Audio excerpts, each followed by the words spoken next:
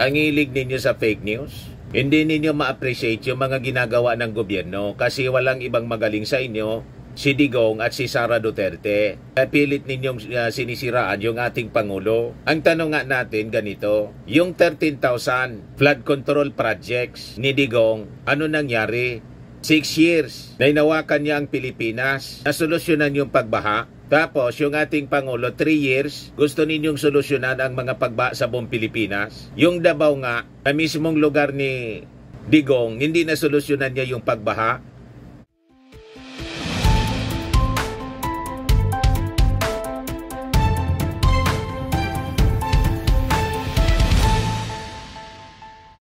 Hello po mga kababayan, si Dante Maravillas, Bicolano vlogger, broadcast journalist from Albay. Habang binabayo tayo mga kababayan ng baha, especially sa Metro Manila and Central Luzon, binabayo din tayo ng mga critics ng ating Pangulong Bongbong Marcos, lalo na po yung mga DDS. Yan o, si Tikia, sabi niya, it used to be, we see army trucks helping out stranded Filipinos. Today, we are on our own. Sad. Ang sad po, yung pagiging bulag po ninyo. Tumingin nga kayo sa paligid para makita ninyo kung anong ginagawa ng ating gobyerno. Anong walang mga trucks? Hindi lang trucks ng gobyerno ang nasa labas ngayon. Wala pa kahapon, the other day, para maghakot ng mga pasayros, pati mga buses na dineploy ng DOTR. Pati nga po yung LRT, MRT, libreng sakay. Nakadeploy yung ating mga kasundaluhan, mga members ng Philippine Coast Guard. Ang hilig ninyo sa fake news. Yan o, pati nga yung mga kaibigan nating bansa, Philippine TAPS, US, Japan Forces and Rescue Relief Efforts for Krising Habagat Victims. Kapong balita ito, mga kababayan. Yan o. In our ongoing response to Typhoon Krising, statement ito po ng Armed Forces of the Philippines, si General Browner. In the enhanced southwest monsoon or habagat, the Armed Forces of the Philippines is operationalizing a key component of our national disaster response strategy. The strategic use of Enhanced Defense Cooperation Agreement or EDCA sites as forward operating hubs for humanitarian aid. Following the direct instruction of our Commander-in-Chief, President Ferdinand R. Marcos Jr. through Defense Secretary Gilberto Teodoro Jr., I have ordered our unified commands and major services to activate these sites as primary hubs for HADR operations. This activation includes the strategic positioning of our rescue assets and the consolidation of relief goods, which we are undertaking in close partnership with the DSWD to ensure a synchronized whole-of-nation effort. This strategy of using forward logistical springboards allows our troops to deliver aid faster and more efficiently to those who need it most. It is crucial advantage that will save lives. The activation of EDCA sites for HADR is a clear demonstration of how our defense partnerships, particularly with the United States, directly benefit the Filipino people in times of calamity. We're in close coordination with the U.S. Indo-Pacific Command to ensure seamless interoperability as we utilize these shared facilities in under transportation and airlift assets for this vital purpose. The Armed Forces of the Philippines is leveraging every available advantage, including our strong alliances and strategic infrastructure, to fulfill our most sacred mandate to serve and protect our people. The use of EDCA sites is not just a logistical decision. It is a commitment to bringing aid in comfort to our kababayans with all possible speed and efficiency. Yan po ang statement na pinalabas ni General Romeo Browner, Chief of Staff, Armed Forces of the Philippines. Tapos biglang react na naman po si Malu Tikia. Sabi niya, seriously? You're talking of forward logistical springboards in the whole NCR Regions 3 and 4A are all underwater. So you are at the planning stage, sir. Di ba dapat boots on the ground na? Nagtatanong lang po. Nauna na po yung ating mga Philippine Coast Guards, DPWH, at yung ating mga sundalo. Ito yung foreign forces from Japan and US. Tutulong din. Talagang sige lang pong hanap nila ng diferensya. Nauna na yung ating mga Coast Guard at mga taga-NDRRMC. Philippine Coast Guard.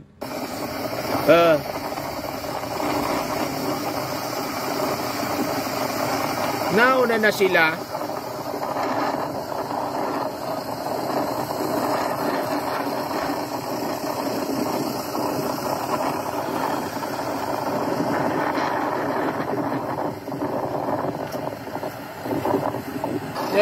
As released by the Presidential Communications Office, kahapon pa to, July 21. Ito pa, deployment of mga bus at mga trucks ng DOTR, Philippine Coast Guard, PPA para sa mga stranded pasahero. Tapos sasabihin ni Malutikia, today we are on our own. Sad.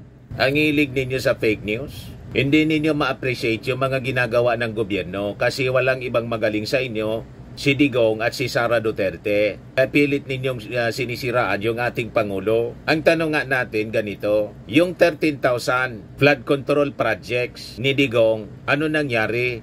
6 years na inawakan niya ang Pilipinas, nasolusyonan yung pagbaha. Tapos yung ating Pangulo, 3 years, gusto ninyong solusyonan ang mga pagbaha sa buong Pilipinas. Yung Davao nga, na mismong lugar ni Digong, hindi na solusyonan niya yung pagbaha.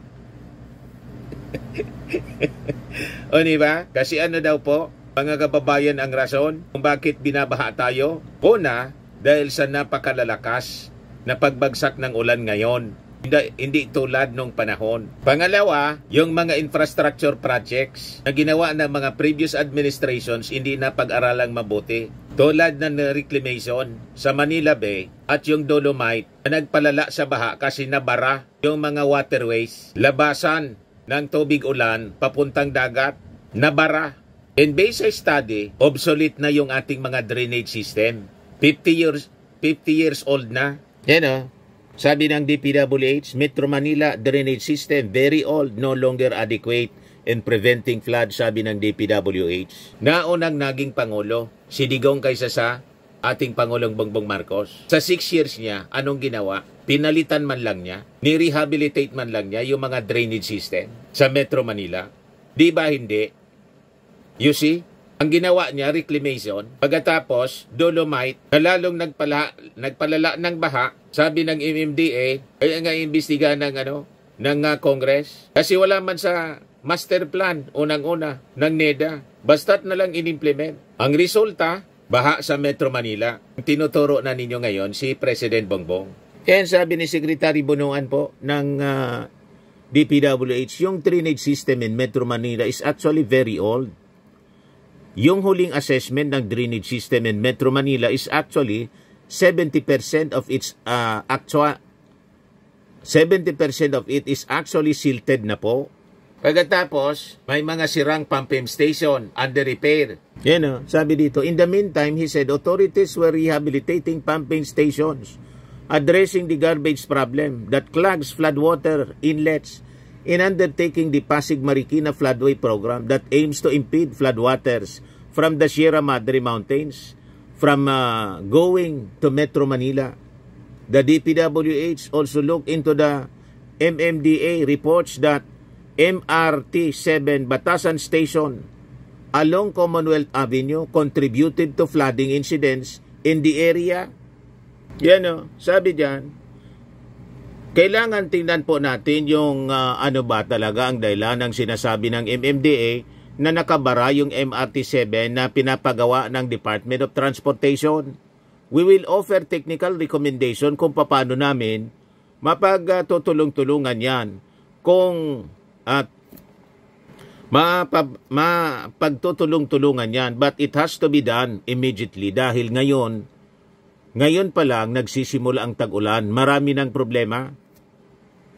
Transportation Secretary Vince Dizon earlier said he doubted the MRT-7 construction was affecting drainage system. He said the construction is the innermost lane while the drainage system is on the outermost lane. O ngayon, Malotikia, alam mo ba kung sino ang nag-implement ng project na yan, MRT-7? I-research mo kung sino. Mabibigla ka na lang na yung idol mo yung Salarin.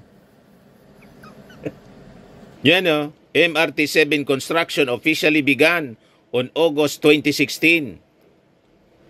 The groundbreaking ceremony was held on April 20, 2016, but actual construction started a few months later. The project is a public-private partnership between the Department of Transportation and San Miguel Corporation. So 2016, April, panahon ni Pinoy, pero actual construction, panahon ni Digong. So parehas na dilawan, si Pinoy, kalyado din ni Malotikia kasi ang nanay ni Pinoy, si Cory Aquino, dating sekretary itong si Malotikia. Tapos, ang pumalit kay Pinoy, si Digong. Ang actual construction ng MRT-7, si Digong. Panahon ni Digong. So, napakaraming mga infrastructure projects hindi na pag-aralan ng mga previous administration. Implement lang implement. Pagkatapos, ituturo ninyo ang ating Pangulong Bongbong Marcos na walang ginagawa. 3 years lang gusto ninyong pasolusyonan yung pagbaba sa Metro Manila at sa buong Pilipinas. Hindi nga nakaya ni Digong. Imbes na solusyonan yung problema sa mga pagbaha, yung mga projects pa ni Digong at ng previous administration ang dahilan kung bakit bumabaha sa Metro Manila. Nakita na ninyo, Malotikia. Iya nga kayo sa pagmumuka ninyo. Hanap kayo ng diferensya. Kayo yung may diferensya. Yan o. Sabi dito ni Bunuan, he would discuss with the Quezon City government the potential causes of the floods in previously unaffected areas. May mga lugar na hindi binabaha na po. Dahil sa pag-implement ng project na yon, in like manner yung Dolomite Beach.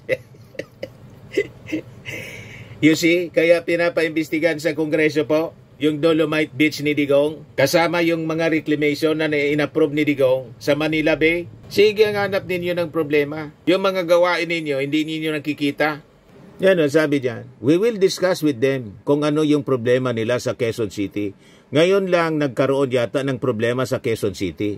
This year kasi dati-rati wala namang masyado. Meron din kasing tributaries dito sa Quezon City na probably hindi makalabas yung tubig baha sa Commonwealth na pumunta doon sa mga tributaries. Kakaunti lang po kasi yung tributaries dito sa Quezon City. At the same time, palagay ko hindi po integrated doon sa drainage system. O, ito yung baha sa SM Sucat. To Salvador daw ito. Panoorin natin. Kita ninyo? Grabe mga pagbaha. Ayan o. Matindi. Kumikidlat pa.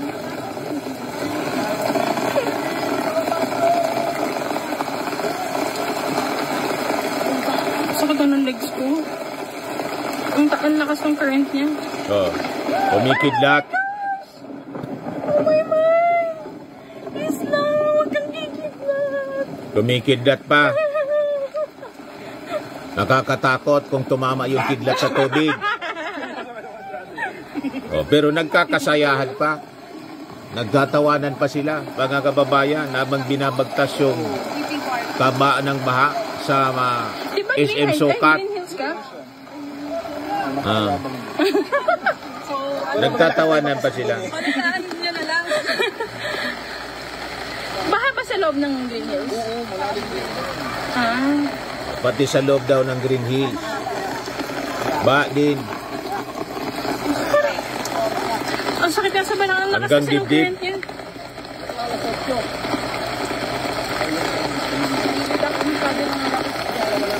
Tara ma'am, gilid tayo. O ano ka ngayon, Malutikia, di ba paya ka? Daldal lang kayo ng daldal eh. Hindi ninyo tinitingnan, hindi ninyo nire-research. Ang mga research ninyo, lahat lang panira. Pero pag tinignan ninyo ng mabuti, pinag-aralan, ang cost nito, yung mga trinabaho ng mga previous administrations, lalo na po ni Digong, yung Dolomite, yung Reclamation, pati yung MRT-7. So wala sila, yung mga previous administrations, wala silang ginawa para ayusin yung napakatanda na mga drainage system ng Manila. O, ito yung patunay na hindi totoo ang sinasabi mga kababayan ni Malutikia na we are on our own. Ayan o. Mga Coast Guard yan. Tinutulungan mga kababayan yung ating mga stranded.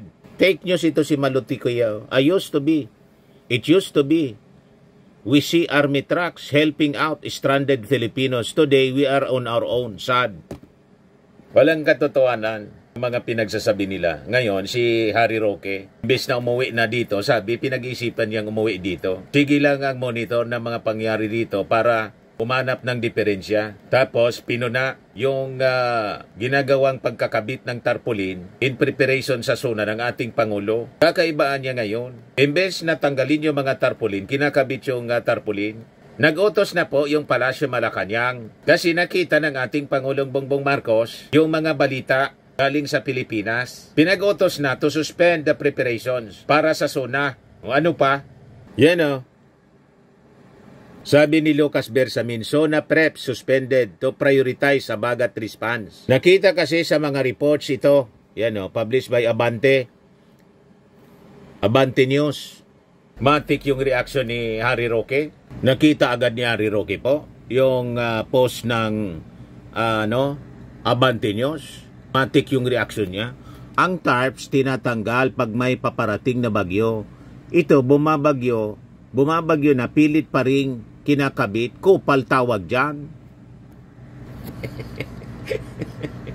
Nakita nila ugali nila. Silip sila ng silip ng diferensya ng administrasyon. Pero yung mas malaki na pagkakamali, kakupalan ng previous administration na amo niya, lalo na yung Reclamation, Dolomite, na dinidepensa pa ni Sara Duterte, saka yung MRT-7, hindi nila nakikita na yun ang nakakontribute sa mga pagba sa Manila. Pagkatapos, ituturo nila yung ating Pangulong Bongbong Marcos.